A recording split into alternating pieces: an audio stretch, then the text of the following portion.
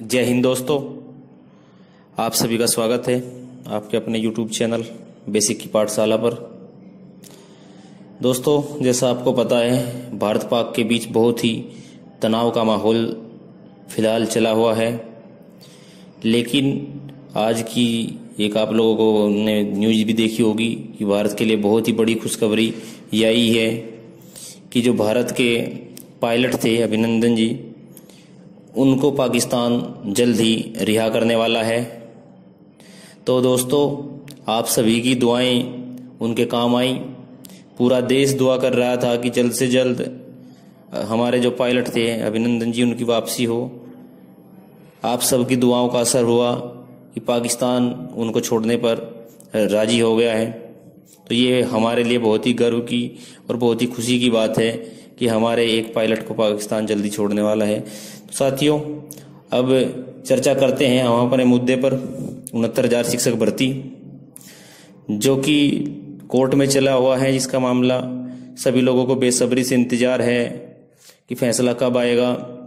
22 फरवरी को इसकी last date थी, जो उसमें इसके फैसले को सुरक्षित कर लिया था। उसके बाद से और भी कई रिटें डली, लेकिन सभी रिटों को जज साहब ने खारिज कर दिया, क्योंकि इस केस की ऑलरेडी सुनवाई हो चुकी थी 22 फरवरी को। इसलिए जज साहब ने उन रिटों को जो है वो खारिज कर दिया, क्योंकि उन चीज़ों पर बहस पहले ही हो चुकी थी। अब सभी को इंतजार है कि ये ऑर्डर कब आएगा। दोस्तों, सबसे पहले मैं जो दोस्त मेरे चैनल पर नए हैं, उनसे निवेदन है कि सबसे पहले चैनल को सब्सक्राइब कर दीजिए और बेल आइकन भी दबा दीजिए।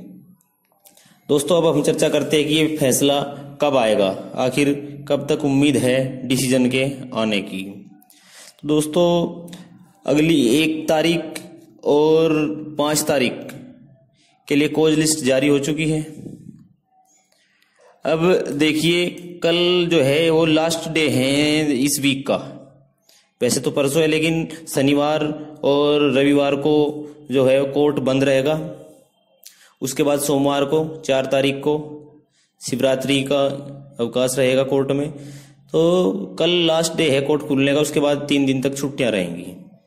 छुट्टी के बाद कोर्ट जो है वो अब खुलेगा 5 तारीख को, यानी कि तो एक तो कल खुलेगा और उसके बाद सीधा खुलेगा 5 तारीख को।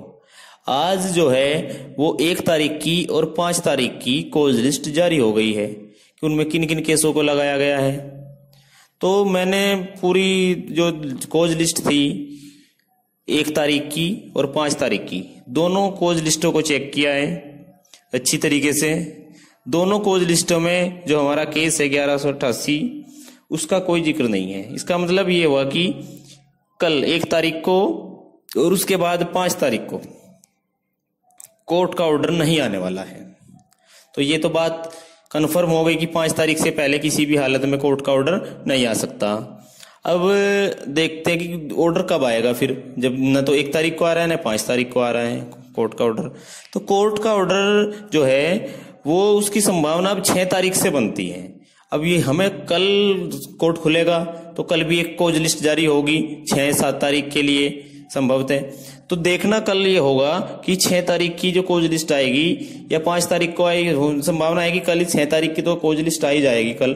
तो कल की कोज लिस्ट में फिर चेक करेंगे हम कि इसको 6 तारीख में लगा है नहीं लगा है।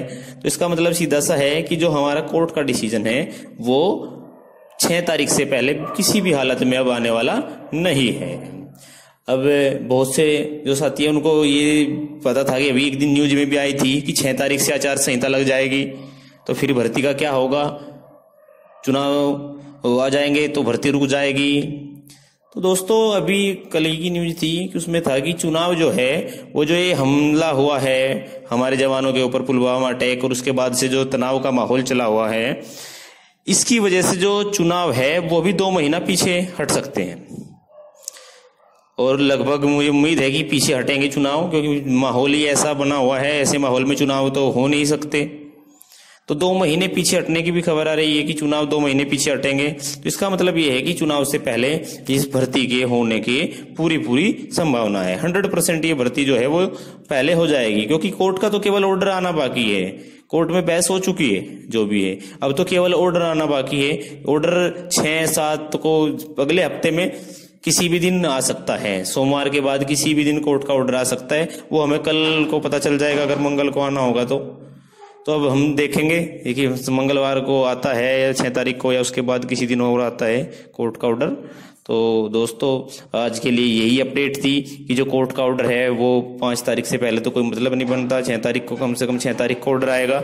उसके बाद हम फिर देखेंगे कि कोर्ट का ऑर्डर आता है या नहीं आता है।